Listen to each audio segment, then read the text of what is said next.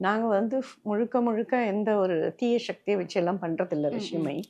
நாங்க முழுக்க முழுக்க இந்த சித்தர்கள் அருளியது ம். தான். அதில எங்களுக்கு சில பவர்ஸ் இருக்கும் இல்லையா? ஸோ அது மூலியமா கிடைச்சது தான் அந்த வசியமையே. எங்களுக்கே ஆச்சரியமா இருக்கு. ஒரு சிலருக்கு குடுக்கும்போது ம். அப்படியே உடனே பலன் கிடைச்சிருது. ம். அவ்ளோ ரொம்ப அழகா வேலை செய்யுது. இந்த லவ்வர்ஸ் சப்போஸ் அனுப்பணும், அவங்க எங்கள தொடர்பு கொள்ளணும் அப்படின்னு நெனச்சாங்கன்னா, அவங்க வந்து date of birth, time, place of birth குடுக்கணும். அடுத்து வந்து அவங்களோட 2 பேர் ஃபோட்டோ.